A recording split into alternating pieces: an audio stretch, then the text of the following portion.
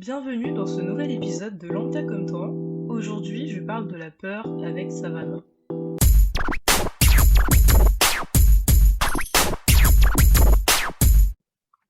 Salut Savannah, présente-toi.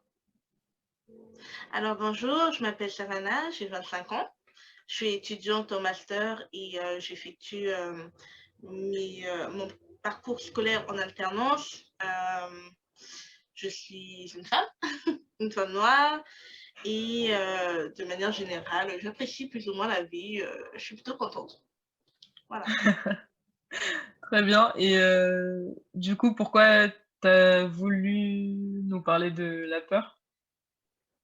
Alors pourquoi j'ai voulu parler de la peur? Tout simplement parce que c'est un sujet qui m'a beaucoup parlé du coup, dans le sens où j'ai le sentiment qu'en ce moment je suis vraiment pile poil dans le sujet. J'ai beaucoup de peur face à mon avenir et autres. Et je me suis dit que parler de la peur, c'était peut-être une manière aussi moi-même de tout relativiser, de moins avoir peur moi-même de mes propres peurs. D'accord. Et c'est quoi justement tes peurs en détail? Alors, dans le détail, d'une manière générale, je pense que j'ai peur de ne pas atteindre des objectifs que je me suis fixés. Donc, j'ai D'accord. des objectifs personnels et des objectifs professionnels. Donc, les objectifs professionnels, c'est vraiment, là, je suis en fin de diplôme. J'ai bientôt rentré à proprement dit dans la vie professionnelle et j'ai beaucoup d'espérance. J'aimerais avoir un poste qui me plaît, qui soit bien rémunéré dans une période assez difficile parce que voilà, avec le corona, on sait tous que question budget, les entreprises, là, elles vont un peu resserrer euh, leur bouchon. Et personnel, tout simplement, voilà, j'ai envie de changer, que ce soit mentalement ou physiquement, et d'atteindre, voilà, de devenir, enfin, d'arriver à une image plus proche de la personne que j'ai envie d'être, euh, que ce soit à tous les niveaux, comme j'ai dit. Ok, donc c'est un peu une peur de l'échec. C'est ça, c'est une peur de l'échec. J'ai vraiment envie de réussir et de faire la fierté de ma famille, mais aussi d'être, moi, tout simplement heureuse parce que j'ai le sentiment que si je n'atteins pas ces objectifs, peut-être que je ne serai pas heureuse et ce serait un peu triste quand même. Je te jure. Et est-ce que la peur, elle t'a déjà freiné et est-ce qu'elle te freine encore dans ta vie? Alors, oui, la peur m'a déjà freinée. Tout simplement, je pense que c'est un peu une étape que tous les étudiants ont à un moment ou l'autre dans le parcours scolaire. C'est que, voilà, moi, je suis partie, j'ai fait des études de droit. Et Ok. je suis partie en droit tout simplement parce que j'en avais les capacités. Mais dès la première année, je savais pertinemment que je n'aimais pas et que j'avais pas envie de continuer. Mais déjà, j'ai réussi du premier coup ma première année, donc il n'y avait pas vraiment de raison pour que je me réoriente. Mais j'en avais pas envie. En fait, j'avais pas envie de poursuivre dans le droit et je l'ai pas fait parce que j'avais peur. Je me disais, mais si tu vas pas dans le droit, tu vas faire quoi? Moi, il faut savoir que c'est toujours la lecture, la littérature et tout ça, surtout anglais, qui m'a toujours intéressée. Et je me disais, mais attends, quitter le droit pour partir dans une filière de littérature où tu vas devenir enseignante, mais qui veut faire ça? Personne. Donc, ouais, j'ai vraiment beaucoup, beaucoup hésité à me réorienter et je pense que ça, c'est dommage quoi. J'ai été freinée en fait dans mon parcours parce qu'au final, ça m'a retardé plus qu'autre chose puisque finalement, j'ai franchi le cap. D'accord, OK. Du coup, tu t'es redirigée vers la littérature? Pas dans la littérature, contrairement à ce que je pensais, parce que malgré tout, le droit m'a quand même permis de voir qu'il y avait d'autres domaines qui m'intéressaient, dont notamment le droit social. Et finalement, je me suis réorientée vers les ressources humaines, ce qui me permettait D'accord. en fait plus de compléter mon parcours plutôt que de me réorienter à proprement parler. Et puis surtout, j'ai pas mal progressé en anglais, donc je me suis dit partir en licence d'anglais littéraire et tout ça, est-ce que c'était vraiment une nécessité? Je pense pas, puisque ça reste des compétences et des capacités que je peux développer par moi-même. OK, d'accord. Et qu'est-ce que tu fais contre tes peurs en général? J'ai vraiment beaucoup de peur, donc je peux pas faire grand-chose comme ça. Par définition, je suis une flippette. OK, Mais, d'accord. ah Bienvenue au mais club. vraiment, j'ai peur de tout, hein. C'est-à-dire que moi, là, j'ai parlé de ma réorientation, mais j'ai même peur de voyager dans certains pays. Vraiment, je suis quelqu'un qui aime rester dans sa zone de confort, mais qui se voit aller en dehors de cette zone de confort. Bah, tout simplement, je me pose pas de questions. C'est-à-dire que maintenant, avant, quand j'avais peur, je n'agissais pas. Et D'accord. ça a été comme ça pendant voilà, jusqu'à ces 2 dernières années. Maintenant, quand j'ai peur, que j'ai peur ou que j'ai pas peur, c'est le même tarif, c'est-à-dire que j'y vais, je fonce et puis si ça fonctionne, ça fonctionne, si ça fonctionne pas, ça fonctionne pas. Je me pose pas de questions, je suis partie dans j'ai un nouvel état d'esprit où je me dis que dans la vie, il y a certaines choses qui doivent arriver et d'autres, qui ne doivent pas arriver et tant que j'essaye pas, je saurais pas si ça faisait partie des choses qui doivent ou pas arriver donc Ouais, voilà. c'est Au clair. moins Faut j'essaye et tester pour, puis voilà. ouais, ouais, tout à fait raison. Et pour aller plus loin, est-ce que tu as des phobies aussi? Ah, des phobies, oh là là, j'en ai plein, hein. Je peux faire une liste, mais grande comme ça. J'ai, en fait, je développe des phobies dès qu'on me parle de phobie, donc c'est très grave. Mais ouais, j'ai quoi comme phobie? Déjà, j'ai la phobie des eaux profondes, ça c'est sûr. J'ai D'accord. un peu, je sais pas si je dirais que c'est une phobie, je pense pas que c'est une phobie, mais j'ai très très peur du noir. C'est-à-dire que je suis dans OK, d'accord. l'obscurité complète, vraiment ça pourrait me faire péter un câble. J'ai imaginé des choses qui n'existent pas, ou qui existent, hein, qui sait. Et,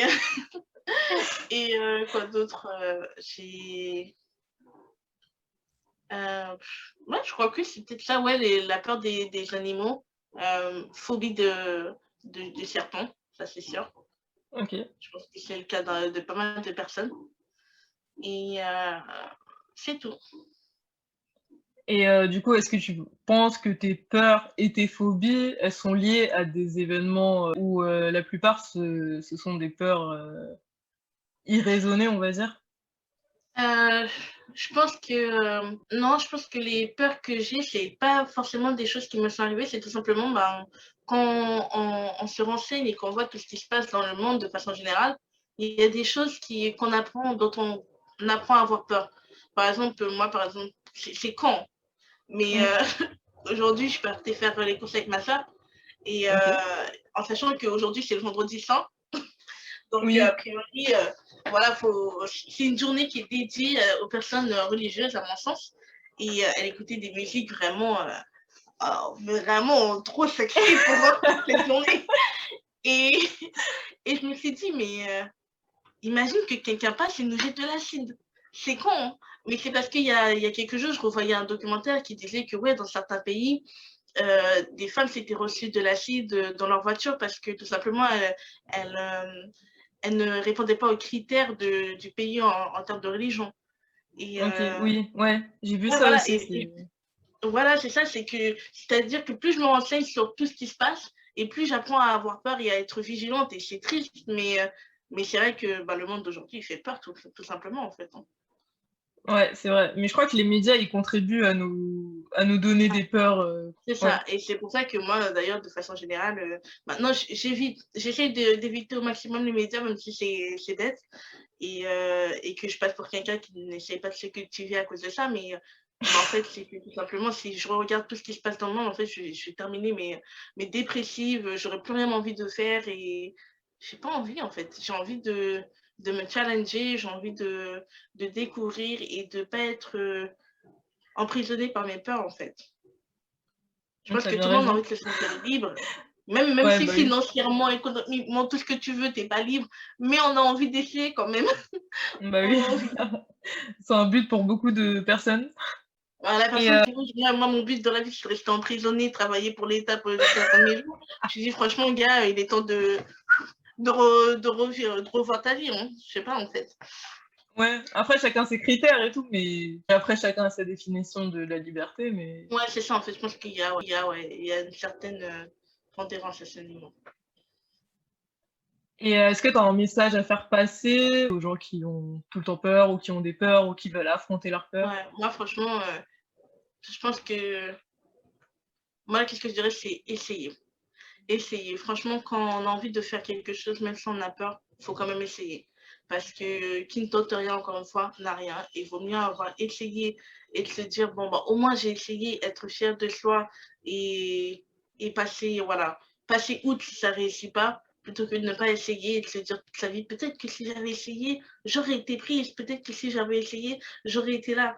Parce que quand toi, tu n'essayes pas, il y a d'autres qui essayent et après, tu vas passer ta vie à les manger peut-être. Donc, ça sert à rien. Ouais, je te jure. Et à la fin de ta vie, tu vas te dire, «Oh si j'avais su, j'aurais fait ça et tout, j'aurais fait ça, Exactement. j'aurais» En plus, en ouais. sachant que moi, j'ai travaillé un moment avec, bon, j'allais dire des personnes âgées. C'était pas vraiment des personnes Mmh. âgées, c'était pas en maison de retraite, tout ce que tu veux, mais j'ai travaillé dans un service où il y avait quand même pas mal de personnes qui étaient dans la soixantaine et, OK. c'était dans le public. Donc, une fois que tu rentres dans le public, tu sais que tu vas rester dans le public parce que tu as ton contrat, tu es en CDI, tu as la sécurité de l'emploi vraiment. Mmh. Et forcément, c'était des gens qui avaient commencé à travailler depuis qu'ils avaient 16 ans. Et tout ce qu'ils n'ont pas Ah arrêté ouais. de me dire, en fait, pendant les 6 mois ou 7 mois que j'ai travaillé avec eux, c'était franchement, saisis n'importe quelle opportunité. Dès que tu as une opportunité, saisis-la. Parce qu'ils me disaient OK, tous, d'accord. je regrette de ne pas avoir fait ça, je regrette. Oui, c'est vrai, j'ai la sécurité, oui, c'est vrai, bah, j'ai mon tâche, j'ai eu le temps d'avoir mes enfants et tout, mais je regrette tellement de choses. Ils m'ont tous dit, franchement, n'importe quelle autre opportunité, si c'est une opportunité, attention, saisis-la. Et c'est vrai que maintenant, je vis par ce principe, c'est-à-dire que n'importe quelle opportunité, je la saisis. Et je ne me pose pas de questions. Là, actuellement, je suis en OK. contrat. Je suis en train de chercher un autre poste, en sachant que mon contrat, il est quand même bien, je suis dans une bonne entreprise, mais je cherche Ouais. d'autres opportunités et, et je sais qu'avoir une meilleure opportunité, ça veut dire que je vais devoir quitter mon poste comme ça, ça la fout mal. Mais, mais en fait, j'ai même plus peur parce que je me dis, Au moins, il y a t'auras pas de certaines... regrets. Voilà, c'est ça. Il y a certaines opportunités qu'on ne peut pas se permettre de rater. C'est clair.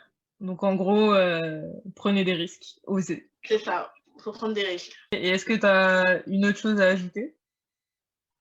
Non, je pense que ce sera à peu près tout. Moi, je pense que le fond du message est bien compris, c'est-à-dire saisir les opportunités. Voilà. Voilà, il faut OK. essayer d'être. Ouais, ouais, c'est ça. En fait, arrêter d'essayer d'être dans le contrôle. Et en fait, souvent, on a peur parce que. Je pense qu'on a peur parce on se sent impuissant. On ne sait pas quelle sera la fin de ce qu'on est en train de faire et on se sent impuissant. Et je pense que c'est l'une des raisons pour lesquelles certaines personnes sont freinées par leur peur. Mais en fait, au bout d'un moment, ça Ouais, sert à rien grave. d'être dans le contrôle, hein. Ça sert à rien. Ouais. Mais après, enfin, ouais, l'incertitude, ça te Ouais, fait partir dans ouais. des grandes, Mais en vrai, dans la vie, on est sûr de quoi? En vérité, on est bah, sûr c'est de ça, quoi? on est sûr de rien. Quand tu vois que même les scientifiques, ils te sortent des grandes théories et puis 4 ans plus tard, ils vont te dire non, mais en fait, on a découvert que c'était faux. C'est bon, quoi. Mais comme quand ils disent oui, l'océan est sans danger, et puis après, ils vont te sortir des gros documentaires. On ne connaît que 2% des animaux de l'océan. Bah merci, en fait, mais c'est pas rassurant. Donc, Grave. Ou genre, il y a des requins, mais ils attaquent pas les gens et tout, ouais, mais c'est ça. Mais mais tu connais tous les requins d'océan, toi? Oh, tu connais tous les requins? Bah non, excuse-moi, je suis désolée. Donc, ouais. je te jure. Merci d'avoir participé, Savannah. Bah, de rien, et franchement, c'était un plaisir. Et si tu veux, je retente l'espérance, n'hésite pas. Merci d'avoir écouté cet épisode de Lambda comme toi. Si toi aussi tu souhaites participer, envoie-moi un email à lambdacommetoi toutattaché @gmail.com. Je te dis à bientôt pour un nouvel épisode de Lambda comme toi.